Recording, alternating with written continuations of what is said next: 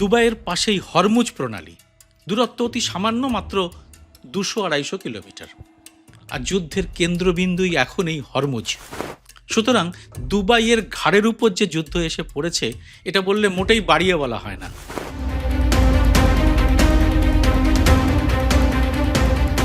সংবাদ সংস্থা রয়টার্স বলছে, দুবাইয়ের বাইরের ক্ষতি যতটা, তার চেয়ে অনেক বেশি ক্ষতি হচ্ছে ভেতরের অর্থনীতিতে। এই রক্তক্ষরণ এখন রোজই হচ্ছে ভেতরে ভেতরে। দুবাইয়ের খ্যাতি তার গ্লোবালাইজেশন ইমেজের জন্যে, কার্যত সেই ইমেজই এখন ভেঙে পড়তে চলেছে। মধ্যপ্রাচ্যে অশান্তি এবং অস্থিরতা বহুবার হয়েছে, কিন্তু কখনো তার আঁচ এসে এভাবে পড়েনি দুবাইয়ের অর্থনীতিতে, জীবনযাত্রায়। কিন্তু এবার তাই হলো। প্রশ্ন উঠেছে, এখন কেমন আছে দুবাই, কেমন আছে আধুনিক রূপকথার এই মায়ানগর? আরব দুনিয়ার অংশ হলেও দুবাইয়ের অর্থনীতি কিন্তু একেবারেই তেল নির্ভর নয়। তেলের অবদান জিডিপির মাত্র 1%।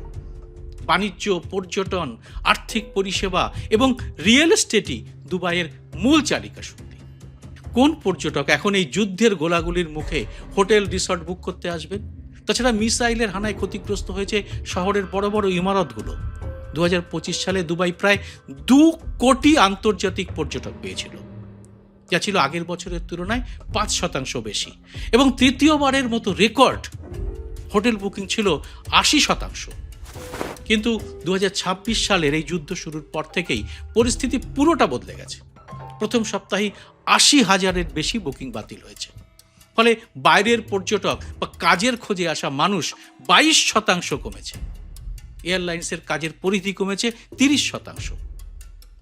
দুবাই আন্তর্জাতিক বিমানবন্দর কয়েকদিন বন্ধ ছিল, ফলে হাজার হাজার যাত্রী সেখানে আটকে পড়েছিলেন। এখন সেখানে রয়েছে অনিশ্চয়তার ছায়া। রিয়েল এস্টেট দুবাইয়ের অন্যতম বড় বিনিয়োগের জায়গা, সেখানে এখন ঘোর মন্দার আশঙ্কা। যুদ্ধবিধ্বস্ত মধ্যপ্রাচ্যের রাজনীতি এবং কূটনীতির ব্যাখ্যা বিশ্লেষণ করে আজকের এই এপিসোড বোঝার চেষ্টা করব। কিভাবে বিপন্ন হতে বসেছে দুবাই, কি হতে চলেছে দুবাইয়ের ভবিষ্যৎ। এপিসোডটি পুরোটা দেখে ভালো লাগলে লাইক ও শেয়ার করে আরও মানুষের কাছে পৌঁছে দিতে ভুলবেন না। সেই সঙ্গে জানিয়ে রাখি, আবার নতুন ভিন্ন স্বাদের চ্যানেলে কি করে দুবাই আজকের এই স্বপ্ননগরী হয়ে উঠল তা নিয়ে একটি ভিডিও করা আছে। দুবাইয়ের সব কথা জানতে সেই ভিডিওটি দেখতে পারেন। ডেসক্রিপশন বক্সে আমি ভিডিওটির লিঙ্ক দিয়ে রাখলাম। একই সঙ্গে ওই চ্যানেলে পাবেন তাইওয়ান নিয়ে চীন এবং আমেরিকার দ্বৈরথের চাঞ্চল্যকর কাহিনীও। ইউটিউবে @সুব্রত বসু এক্সক্লুসিভ লিখে সার্চ করলেই চ্যানেলটি পেয়ে যাবেন।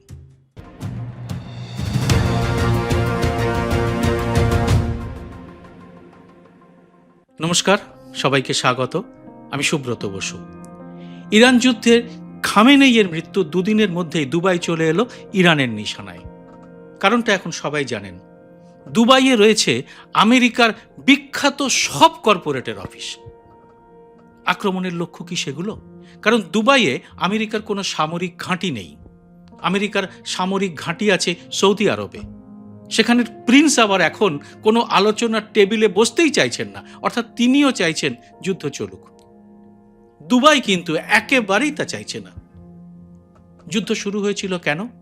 ইসরায়েল এবং আমেরিকার সন্দেহ ছিল যে ইরান পরমাণু অস্ত্র বানাতে চলেছে। তাদের পরমাণু অস্ত্রের যাবতীয় গবেষণা ও মজুদ ইউরেনিয়ামের ভান্ডার উড়িয়ে দেওয়ার জন্যই যুদ্ধের শুরু। তাহলে এখন ট্রাম্পের এত উদ্বেগ কিসের? শুল্ক যুদ্ধ শুরু করে যে ডলারের আমদানি তিনি আরও বাড়াতে চেয়েছিলেন, সেই ডলারই এখন বিপদের মুখে। আসলে ইসরায়েলের সঙ্গ দোষে গোটা বিশ্বে ডলারের ইজ্জতহানি হতে চলেছে। তা শুরুটা হয়ে গেছে হরমুজ প্রণালীতে। সেখানে এখন কোনো জাহাজকে চীনের মুদ্রা ইউয়ান ছাড়া চলাচল করতে দিচ্ছে না ইরান। সুতরাং ট্রাম্প জিতে গেছি বলে গুচ্ছ গুচ্ছ পোস্ট করতেই পারেন, কিন্তু আসল সত্যটা সবাই জানেন। তিনি এখন ইরানের নতুন প্রজন্মের নেতৃত্বের কাছে প্রায় হাঁটু ভেঙে বসে পড়েছেন।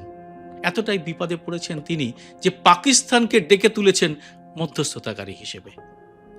একতরফাভাবে ক্রমশ বাড়িয়ে যাচ্ছেন যুদ্ধবিরতির দিন, আর বলছেন কথা হচ্ছে ইরানের সঙ্গে, আর ইরান বলছে কোনো কথা হচ্ছে না। আশ্চর্য এক পাগলা জগায়ের কবলে পড়েছে গোটা বিশ্ব। ইরান গত 1 মার্চ থেকে আরব দেশগুলোর উপর কয়েক হাজার মিসাইল এবং ড্রোন ছুড়েছে। দুবাইয়ের বিমানবন্দর, জেবেল আলী বন্দর, বুর্জাল আরব সহ বিভিন্ন ল্যান্ডমার্কে আঘাত লেগেছে। সরকারি তথ্য অনুসারে আমির শাহিতে অন্তত 3 জন নিহত এবং 58 জন আহত হয়েছেন। আকাশপথ বন্ধ থাকায় হাজার হাজার যাত্রী আটকে পড়েছিলেন। এই পরিস্থিতিতে দুবাইয়ের বিখ্যাত নিরাপদ আশ্রয়ের ভাবমূর্তি এখন কতটা টিকে আছে, আর এখানকার জীবনযাত্রায়ও কি অনিশ্চয়তার ছোঁয়া লেগেছে? এসব প্রশ্নের উত্তর খুঁজতে সাম্প্রতিক কিছু তথ্য পরিসংখ্যান সামনে আনা যাক। দুবাই থেকে হরমুজ প্রণালীর দূরত্ব মাত্র 200 কিলোমিটারের একটু বেশি। এই সংকীর্ণ জলপথ বিশ্বের তেল সরবরাহের প্রায় 25% বহন করে। প্রতিদিন গড়ে 20 মিলিয়ন ব্যারেল ক্রুড অয়েল এবং পেট্রোলিয়াম প্রোডাক্ট এই প্রণালী দিয়ে যায়। হরমুজ প্রণালীতে বন্ধু দেশগুলোর তেলের জাহাজকে ইরান যেতে দিচ্ছে চীনের ইউয়ানের বিনিময়ে। ডলারকে বদলে এখন আন্তর্জাতিক বিনিময়ের মুদ্রা হয়ে উঠছে ইউয়ান, আর এতেই মারাত্মক আঘাত এসেছে দুবাইয়ের অর্থনীতিতে। এতটাই যে আমির শাহের মন্ত্রী ডক্টর সুলতান আহমেদ আল জাবের এটাকে অর্থনৈতিক সন্ত্রাসবাদ বলে অভিহিত করেছেন। এর কারণ কি? দুবাই সমেত সংযুক্ত আরব আমিরশাহীর আমিরই তো এখন ট্রাম্পের রাজনীতির সঙ্গে ডুবতে বসেছে। ডলার গেলে শুধু ট্রাম্পের মুখেই চুনকালি পড়বে তা নয়, ভীষণ বিপদে পড়বে পেট্রো ডলারে অভ্যস্ত শেখ এবং প্রিন্সেরাও। এবার আমরা একে একে দেখে নিই কি কি ধাক্কা এসেছে দুবাইয়ের উপর। প্রথম ধাক্কা, তেল এবং জ্বালানি খাতে মূল্যবৃদ্ধি এবং সরবরাহের এখন ভয়াবহ সংকট চলছে। দুবাই নিজে তেল উৎপাদন করে না। আবুধাবি বিশ্বের 3য় বৃহত্তম তেল রপ্তানিকারক দেশ, কিন্তু হরমুজ প্রণালী বন্ধ হওয়ায় সৌদি এবং কুয়েত তেল উৎপাদন কমিয়ে দিয়েছে। ফলে আন্তর্জাতিক বাজারে তেলের দাম বৃদ্ধি হওয়ায় দুবাইয়ের আমদানি করা জ্বালানি এবং পেট্রোকেমিক্যালের খরচ ক্রমশ বাড়ছে। গালফ নিউজের বিশ্লেষণ অনুসারে এই ধাক্কা দুবাইয়ের পরিবহন এবং শিল্প খাতে সরাসরি প্রভাব ফেলবে। দুবাইয়ের বিমানবন্দর, বন্দর এবং শিল্পাঞ্চলের জ্বালানি খরচ 30% পর্যন্ত বাড়তে পারে, যা প্রবল মুদ্রাস্ফীতির চাপ তৈরি করবে। দ্বিতীয় ধাক্কা, জেবেল আলী বন্দর এবং লজিস্টিক্স খাতের বড় পতন হতে চলেছে। দুবাইয়ের অর্থনীতির মেরুদণ্ডই জেবেল আলী বন্দর। বিশ্বের সবচেয়ে বড় কন্টেনার ট্রান্সশিপমেন্ট হাবগুলোর একটা হচ্ছে এই পোর্ট। এটি এশিয়া, ইউরোপ এবং আফ্রিকার মধ্যে সংযোগকারী। হরমুজ বন্ধ হওয়ায় এর মধ্যেই জাহাজ চলাচল 90 থেকে 95% কমে গেছে। আর এর মধ্যেই জেবেল আলীতে মিসাইলের আগুন লেগেছে, ফলে এখানের কাজকর্ম সাময়িকভাবে কিছুদিন বন্ধ থেকেছে। মার্স, এমএসসি, সিএমএ, সিজিএম এর মতো বড় লাইনার কোম্পানিগুলো আপাতত বুকিং স্থগিত করেছে।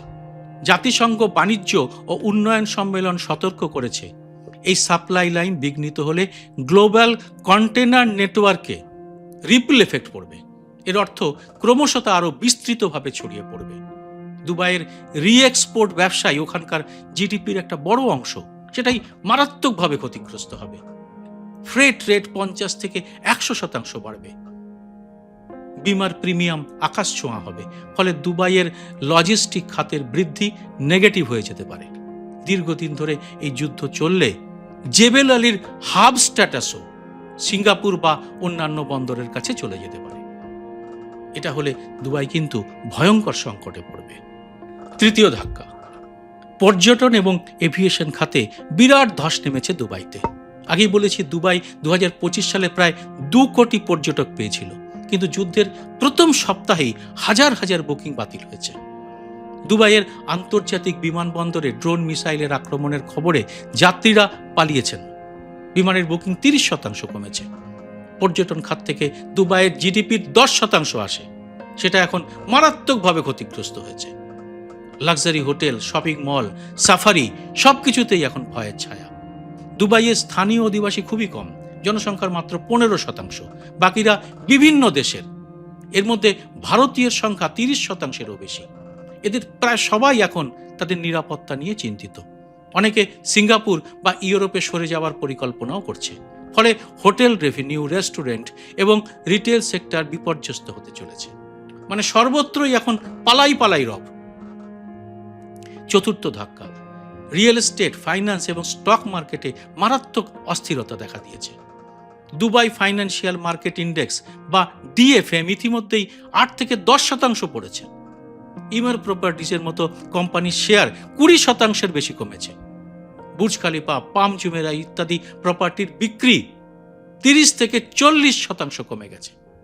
অনেক সম্পত্তি এখন 10 থেকে 15% ছাড়ে বিক্রি হচ্ছে।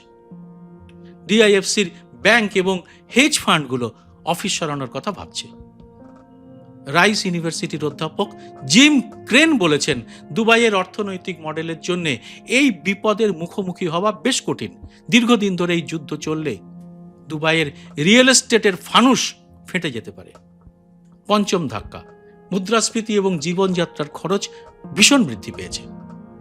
হরমুজ বন্ধ হওয়ায় শুধু তেল নয়, সার, পেট্রোকেমিক্যাল এবং শিল্প ধাতুর সরবরাহ বিঘ্নিত হয়েছে। ফলে খাদ্যদ্রব্যের দাম এখানে বাড়ছে। আমির শাহিতে জ্বালানি, পরিবহন এবং খাবারের খরচ 15 থেকে 25% বাড়তে পারে বলে অর্থনীতিবিদরা জানাচ্ছেন। মার্সারের র্যাঙ্কিংয়ে দুবাই ইতিমধ্যেই মধ্যপ্রাচ্যের সবচেয়ে দামি শহর। প্রবাসীদের মাসিক খরচ যেমন বাড়ি ভাড়া, খাবার, স্কুল এসব আরও চাপে পড়বে। ষষ্ঠ ধাক্কা, সাপ্লাই চেন এবং গ্লোবাল ট্রেডে দুবাইয়ের ভূমিকা অনেকটা কমে যাচ্ছে। দুবাই বিশ্বের 155টি দেশের সঙ্গে লজিস্টিক হাব হিসেবে কাজ করে।